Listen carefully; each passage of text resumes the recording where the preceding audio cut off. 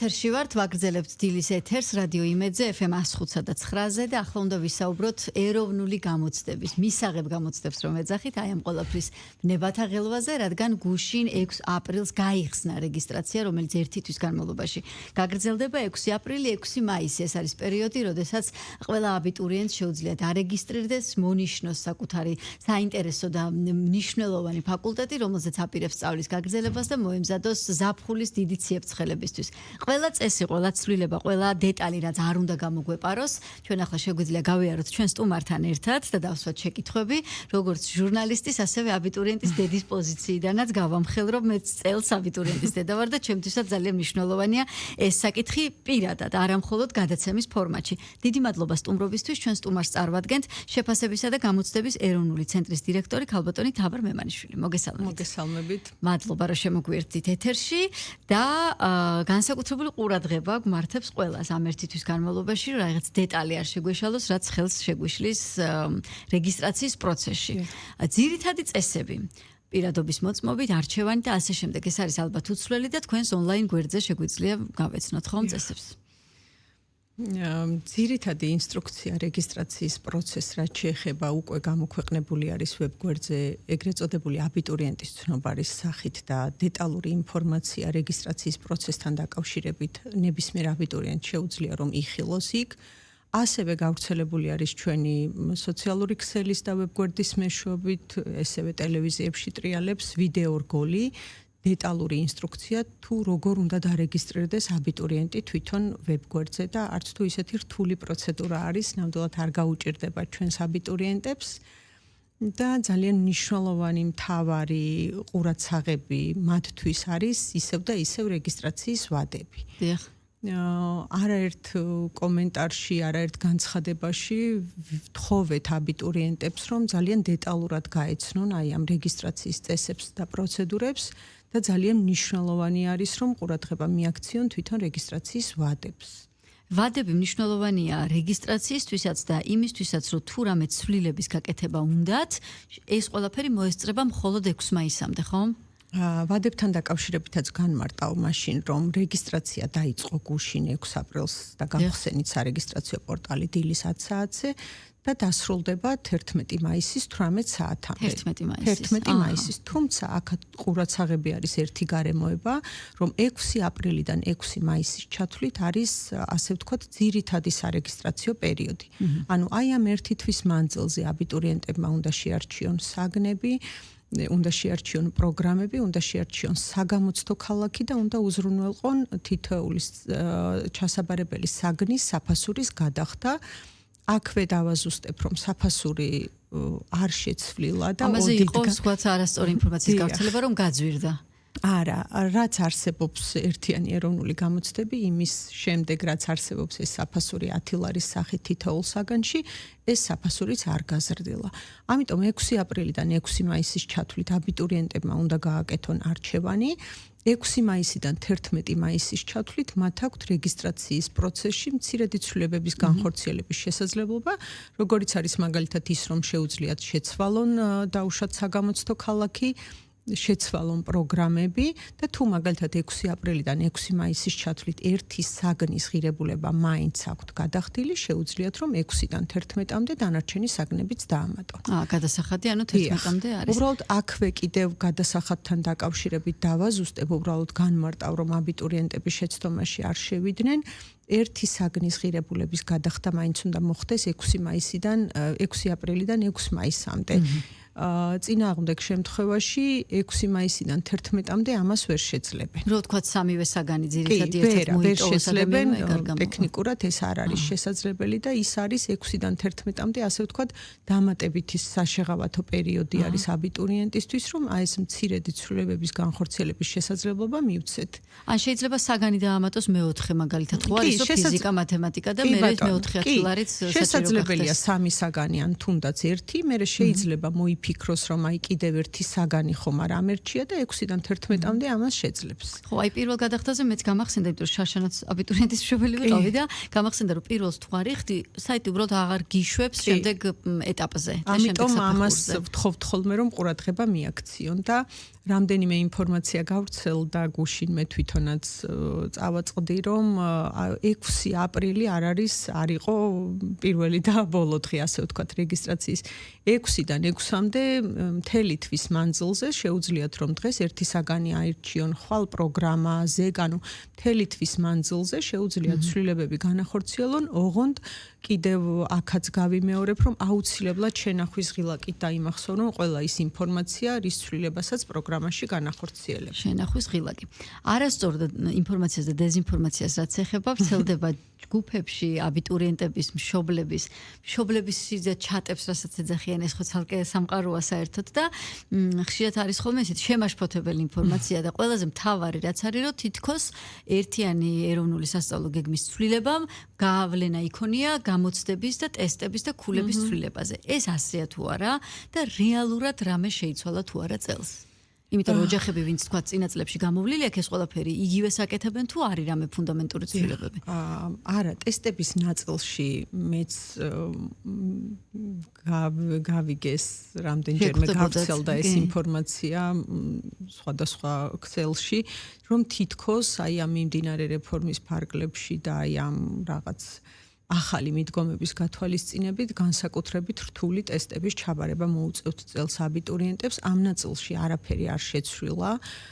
იგივე სირთულის და იგივენაირი ტესტები არის გათვალისწინებული და მომზადებული წელს ერთიანი ეროვნული გამოცდებისთვის და აბიტურიენტებისთვის, რა ამ კუთხით ცვლილება არ გვაქვს. ასევე არანაირი ცვლილება არ შეხებია თვითონ მინიმალური კომპეტენციის ზღვარსაც, რაც თითოეულ საგანში უნდა გადალახოს აბიტურიენტმა. და აი წლების მანძილზე რაც არის თითოეულ საგანში მინიმალური კომპეტენციის ზღვარი ზოგან 20%-ია, ზოგან 25% და ასე შემდეგ, იმ ნაწილში ცვლილება არ განხორციელებულა. და მეცადინეობის პერიოდში, როდესაც აბიტურიენტები ემზადებიან, ერთ-ერთი მთავარი სამეცადინო ბაზა და საფუძველი არის წინა წლების ტესტები, რომელიც ატვირთულია თქვენს გვერდზე.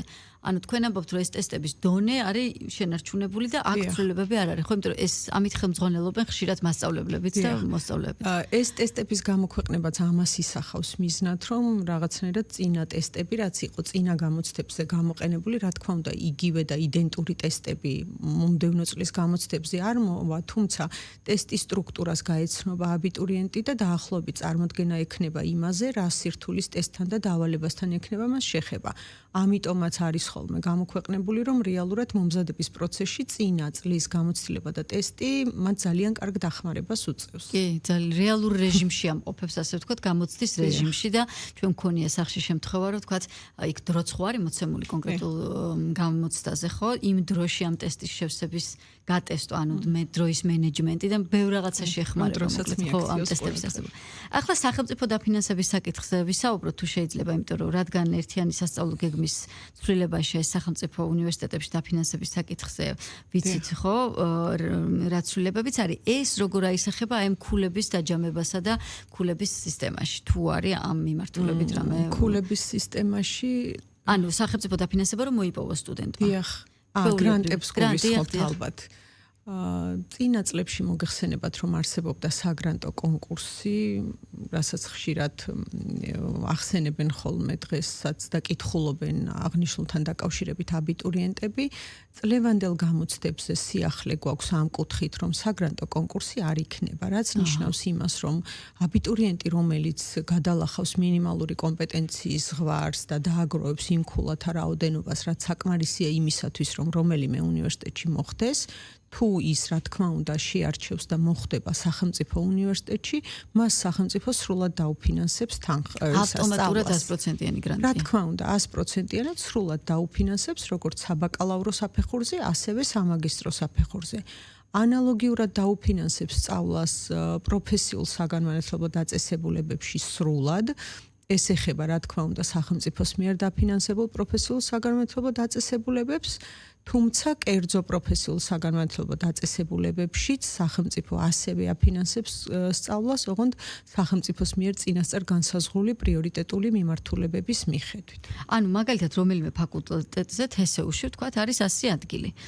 ბავშვმა ჩააბარა გამოცდა და დათვლილი ქულებით გადალახა პროცენტი. ხო, შეიძლება მიიღო ძალიან დაბალი პროცენტი, ვთქვათ აი ზღვართან, მაგრამ გადალახა, არ ჩაიჭრა. თუ ამ 100 ადგილში მოხვდა, ეს ნიშნავს, რომ მას აქვს 100% მას დაუფინანსებს სახელმწიფო სწავლას ორივე საფეხურს. და თუ ვერ მოხვდა, ესე იგი უკვე კონკრეტულად იქ იყო კონკურსი ძლიერი და ეთყობა უნივერსიტეტს ქონდა კონკურსი, რაც მანამდეც პრინციპში ასე იყო განსაზღვრული კონკრეტული ადგილები უნივერსიტეტების მიერ. ძირითადად ეს შეეხებოდა სახელმწიფო უნივერსიტეტების ზოგიერთ პროგრამას, სადაც ყოველთვის წლიდან წლამდე მაღალი კონკურსი იყო და ამიტომ იქ აბიტურიენტი ვერ ხვდებოდა ხოლმე. ანუ პრინციპი ზუსტად იგივე არის, რომ უნივერსიტეტი კიდევ ცალკე ადგენს, ასე ვთქვათ, მინიმალური კომპეტენციის ზღვარის გარდა იმ პროცენტულ მაჩვენებელს, რაც აბიტურიენტმა უნდა გადალახოს იმისათვის. ეს იქვე არის ხოლმე გამოქვეყნებული რამდენი კონკურსი და ადგილი. იქვე არის ცნობარში. შესაბამისად ის მოთხოვნები თუ ვერ დააკმაყოფილდა ქულათა საკმარისი რაოდენობა, ის იმ სახელმწიფო უნივერსიტეტში ვერ მოხდება. გასაგებია. აი პროფესიულზე მინდოდა მეკითხა. პროფესიულიც არის იმ ჩამონათვალში, სადაც შეიძლება მონიშნა, ხო, პროფესიული სასწავლებლები. რადგან წელს ჩვენ გვაქვს სიახლე და აბიტურიენტებს შეუძლიათ საბაკალავროსთან ერთად აარჩიონ ასევე პროფესიული საგანმანათლებლო პროგრამები და პროფესიულ საგანმანათლებლო პროგრამებში იგულისხმება, რა თქმა უნდა, კერძო კოლეჯებიც, აბიტურიენტების შეცდომაში რომ არ შესულიყვნენ გამომდინარე იქედან, რომ კერძო კოლეჯების სახელწოდებიდან ხშირად რთულია გავარკვიოთ დაუშვათ ეს უმაღლესი სასწავლებელი არის თუ კოლეჯი. ამიტომ, როდესაც რეგისტრაციის პროცესს დაიწყებენ, შეფასებისა და გამოცდების ეროვნულმა ცენტრმა წელს გააკეთა ის, რომ საბაკალავრო პროგრამები ცალკე ჩამონათვალში გამოუჩნდება შესაბამისი ფერით და პროფესიული ცალკე. ამიტომ რეგისტრაციის დროს მან ძალიან კარგად იცის რას ირჩევს. ამიტომ აი ამ მომენტშიც ამ ნაწილშიც მათ ალბათ შეცდომის დაშვება არ მოუწევთ. წვდომა აქვს პროფესიულის ორივეზე დაჯგუფებაზეც და საბაკალავროზე. ორივეზე აქვს ხედავს რეგისტრაციის პროცესში და იქედან შეარჩევს სასურველ პროგრამებს. გასაგებია. შემდეგი შეკითხვა უკავშირდება უშუალოდ საგამოცდო პროცესის მიმდინარეობას. აქაც იგივენაირად არის, თქვათ, კონკრეტული ცვლილებები არ არის, ხო? მოწესრიგება, რიგის საკითხი, იქ დაშვებული ნივთები, წყალი, მაგალითად, კალამი შეიძლება კონდეს, შეიძლება ადგილზე დაახვედრონ და ეს უამრავი რაღაც ლოჯისტიკური საკითხები რაც არის.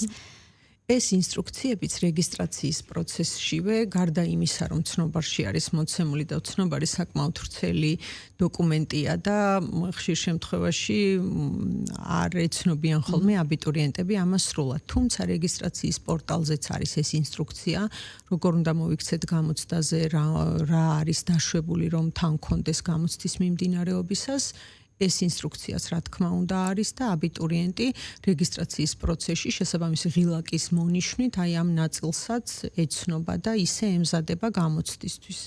ასევე ერთი მნიშვნელოვანი საკითხია აბიტურიენტები, რომლებსაც აქვს სხვადასხვა ტიპის პრობლემა, ან ჭირდებათ თქვათ დამხმარე, ან აუდიო მიმართულებით, ან მხედველობით, ან საკვების შეტანა ჭირდებათ, რადგან განსაზღვრული აქვს კონკრეტული კვება.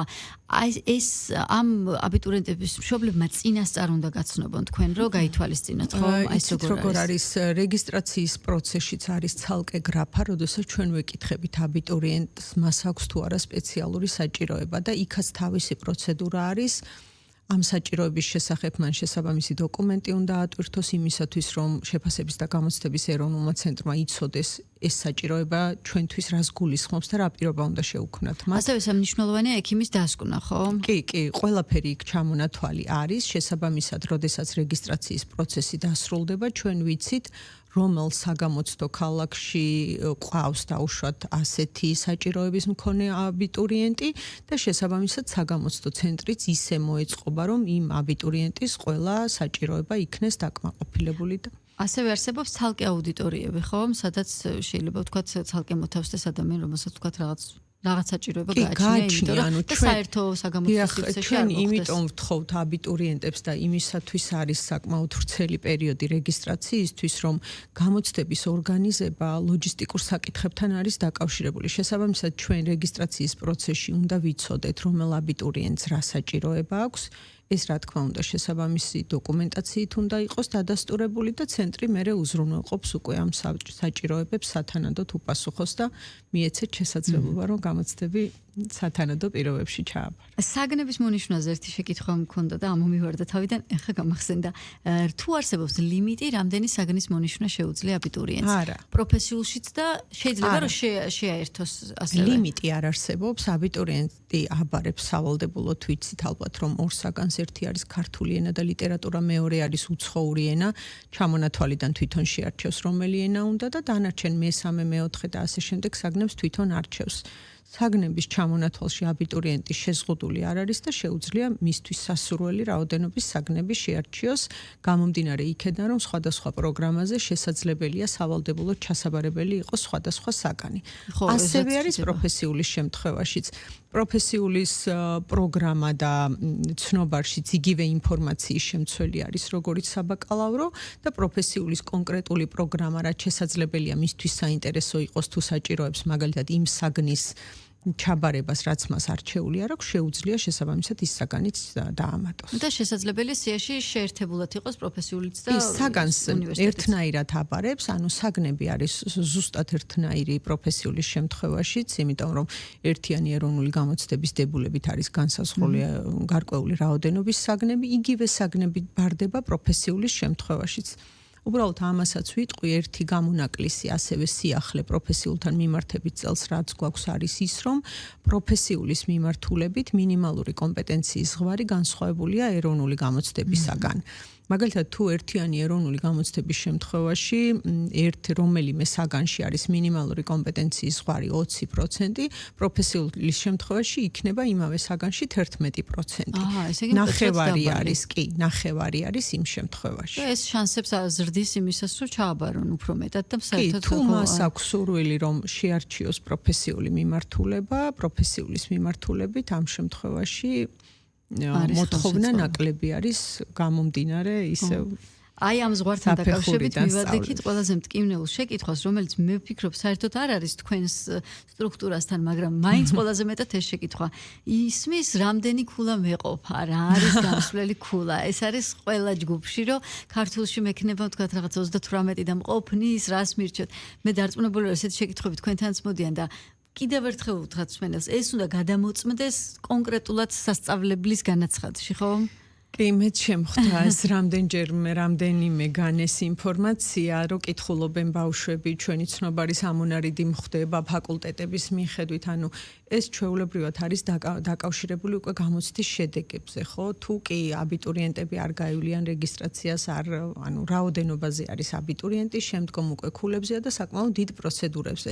შესაბამისად, წინასწარ იმის თქმა, რომ აი კონკრეტული ქულით აბიტურიენტი მოხდება თუ არა კონკრეტულ პროგრამაზე შეუძლებელია, ამიტომ უნდა დაველოდოთ ამ პროცესების დასრულებას. და თვითონ ვისაც შეკითხვა აქვს, ის თვითონ პროცესის მონაწილე თუ არ გახდება, სტატისტიკა ხო არ დაითვლება, რამდენია კონკურსი და ანუ ჯაჭვურად არის გადაბმული. ეხლა მაინტერესებს ესეთი რამ, მიუხედავად იმისა, რომ ყოველ წელს, როდესაც ხდება ეს წინასწარი მომზადება, გაფრთხილება ყველაფერი, მაინც არის რაღაცა აი როგორ დავარქვა ესეთი რაღაცა თითქოს ტექნიკური, მაგრამ გადამწყვეტი შეცდომები, დაგვიანების, პირადობის მოწმობის დატოვების და ესეთი შეცდომების დროს, როდესაც აბიტურიენტის სამწუხაროდ რჩება გარეთ. ალბათ უნდა მოვუწოდოთ კიდევ ერთხელ მეტი ყურადღებისთვის, თუ თქვა სხვა რანაირად შეიძლება შეიცვალოს ეს სიტუაცია, აი არ ვიცი, თუმცა ფიქსირდება ხოლმე, რომ დააგვიანა, რომ ზუსტად იკეტება კარი იმ დროს მაგალითად. იცით რა არის შეფასების და გამოცდების ეროვნულ ცენტრს აქვს თავისი ინსტრუქცია გამოცდების ორგანიზების არის საკითხები, რაც შეიძლება ადგილზე გადაწყდეს, მაგალითად თუნდაც ის რომ დაუშვებელი ნივთები კონდეს თან ეს არ არის პრობლემა იქვე დატოვებს, მაგრამ არის საკითხები, რასაც მან აუცილებლად უნდა მიაქციოს ყურადღება, ადრე უნდა გამოცხადდეს, ან არ ვიცი, ჩემი რჩევა იქნება, რომ თადარიგი დაიჭირონ წინასწარ და დროულად მოვიდნენ საგამოცდო ცენტრამდე, ასევე პირადობის დამადასტურებელი დოკუმენტი, ანუ ძალიან მნიშვნელოვანი მოთხოვნები გვაქვს ინსტრუქციებში, რაც აუცილებლად უნდა იყოს დაცული იმისათვის, რომ აბიტურიენტმა რეგისტრაციის პროცედურა გაიაროს და შემდეგ უკვე შეძლოს და მონაწილეობა მიიღოს თვითონ გამოცდებში. ამიტომ ძალიან მნიშვნელოვანი არის, რომ აი ამ დეტალებს მიაქციონ ყურადღება მანამ სანამ გამოცდაზე გამოცხადდება. რადგან წელს შედარებით დაგვიანებით გამოცხადდა რეგისტრაცია, ეს თუ გადაწევს ავტომატურად გამოცდების თარიღებს, ანუ თარიღები როგორ განისაზღვრება წელს? იმისგან განსხვავებით, რომ რეგისტრაცია წელს აპრილში დავიწყეთ მარტის ნაცვლად, გამოცდების კალენდარი არ შეცვლილა, ანუ ოდითგან ყოველთვის ასე იყო წლების მანძილზე, გამოცდები ყოველთვის ტარდებოდა ივლისში და ეხლაც ივლისის თვე დაეთმობა გამოცდებს. და როდის გახდება ცნობილი უშუალოდ თარიღები? ეს არის დაკავშირებული ისევ და ისევ რეგისტრაციის პროცესზე. გააჩნია იმას აქვს ძალიან დიდი მნიშვნელობა, რამდენი აბიტურიენტი დარეგისტრირდება, რამდენი ადამიანი მიიღებს მონაწილეობას საგამოცდო პროცესში. ამის წინასწარ პროგნოზირება ჩვენი მხრიდან არ გამოდის, გამომდინარე იქედან, რომ ჩვენ შესაძლებელია ვიცოდეთ, რამდენი მოსწავლე დაამთავრებს სწავლას, მაგრამ აქ ხომ მხოლოდ მოსწავლეებს არ ეხება საქმე, შესაძლებელია ადამიანმა, რომელიც მოსწავლე არ არის სკოლის, გადაწყვიტოს საბაკალავრო ან პროფესიული პროგრამების არჩევა. ამიტომ ძალიან მნიშვნელოვანი არის, რომ დაველოდოთ 11 მაისს ბოლო ვადას რეგისტრაციის, ჩვენ უკვე გვეცოდინება რამდენმა აბიტურიენტმა, რამდენი საგანი შეარჩია, იმიტომ რომ ამაზე არის შემდეგ უკვე ლოჯისტიკურად დამოკიდებული, პირობითად ქართულ ენას და ლიტერატურას რამდენი დღე და სესია დაჭირდება და სხვა საგანს რამდენი. ამიტომ წინასწარ ამაზე საუბარი ჩვენი მხრიდან არც სწორი იქნება, არც მართებული იქნება და უბრალოდ უნდა დაველოდოთ ჩვენ გარკვეული პროცესების დასრულებას, რომ ზუსტად თარიღი, განრიგი, კალენდარი გამოცდებისა დავდოთ. ინფრასტრუქტურულ ნაწილში სულ არის მსჯელობა იმაზე, ნაწილი ამბობს, რომ ძალიან ცხელ აუდიტორიებში, მეორე ნაწილი ამბობს, რომ ძალიან ცივ აუდიტორიებში, ჩემი პირადი გამოცდილებით მშვენიერი და ნორმალური ტემპერატურა იყო, მაინც რაღაც ეს დეზინფორმაციის სივრცეს ვერ გავექცევით და როგორც ვიცი, არსებობს რაღაც ერთი სტანდარტი, რაზეც არის მორგებული ტემპერატურა და ეს შიდა სიტუაცია, ასე ვთქვათ, ხო, საგამოცდო სივრცის და რა რაიონიც არ უნდა იყოს საქართველოს მასშტაბით, ყველაფერი დგას ამ ერთ სტანდარტზე. იცით როგორ არის ყველა საგამოცდო ცენტრი ჩვენ საქართველოს მასშტაბით 24 საგამოცდო ცენტრი გვაქვს რაც შესაბამისად საკლასო ოთახები რომ წარმოიდგინოთ დაყოფილია სექტორებად და აი ამ თითოეულ სექტორში არის კონდიცირების სისტემა გამართული ამასაც ლოჯისტიკურად წლიდან წლამდე გამოცდების და დაწყებამდე შეფასების და გამოცდების ეროვნული ცენტრი ათვალიერებს ვნახულობთ სადრა პრობლემა არის და იმის მიხედვით ხდება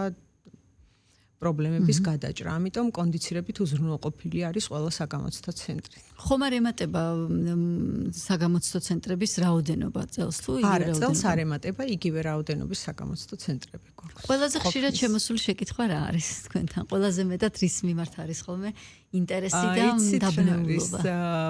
რეგისტრაციები რომ გავხსენით გუშინ პორტალი ძალიან ბევრი შეკითხვა შემოვიდა, მათ შორის ისეთი შეკითხვების შემოვიდა, რასაც ცნობარი უკვე პასუხობდა, მაგრამ გასაგებია ეს ძალიან სასიამოვნოა ჩვენთვის, რაც ნიშნავს იმას, რომ აბიტურიენტები ამ საკითხით ძალიან დაინტერესებული არიან. სხვადასხვა კითხვა შემოდის, პროგრამებთან დაკავშირებით შემოდის კითხვა შემოდის ძალიან ხშირად იმასთან დაკავშირებით, რომ არჩევანში შეზღუდულები ხომ არ არიან რაოდენობის და ამას კიდევ ერთხელ დავადასტურებ, რომ ნებისმიერი მათთვის სასურველი პროფესიული და საბაკალავრო პროგრამების არჩევანის შესაძლებლობა აქვს და არანაირი რაოდენობით შეზღუდული არ არიან, იმიტომ გუშინ მე თვითონ წავაწყდი ინფორმაციას იმის შესახებ, რომ რაღაც კონკრეტული რაოდენობის შემდეგ თურმე პროგრამა არ არეგისტრირებს და არ არჩევინებს სხვა პროგრამას. არ არის ეს სწორი, იმიტომ რომ მათთვის სასურველი რაოდენობის პროგრამები შეუძლიათ ორივე მიმართულებით აარჩიონ. ამიტომ ძალიან ბევრი სხვადასხვა ხასიათის კითხვა შემოდის. ოღონ მოინდომონ და იმეცადინონ და საგნების ჩამონათვალი გრძელია და სიაც გრძელია და მეტი თავისუფლება არჩევანში. როდესაც ეს ყველაფერი ჩაივლის მშვიდობით, შემდეგ უკვე ვისაუბროთ რეიტინგებზე, რამდენი აბიტურიენტი გამოცხადდა, რა იყო ყველაზე რეიტინგული საგანი და ასე შემდეგ. და მანამდე შევახსენოთ ჩვენს მსმენელს და მაყურებლებს, რომლებიც სოციალურ გვერდების პლატფორმაზე გვიყურებენ, რომ გახსნილია უკვე რეგისტრაცია ერთიან ეროვნულ გამოცდებზე.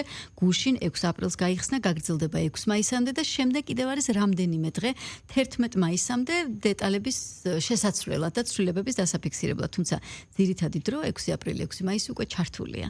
დიდი მადლობა თქვენ სტუმრობისთვის, წარმატებას გისურვებთ, იმიტომ რომ ძალიან ხელი ზაფხული არის ახლა გადასაგორებელი თქვენ სექტორშიც, მშობლების ნაწილშიც და აბიტურიენტების ნაწილშიც, რომელსაც წარმატებას ვუსურვებთ.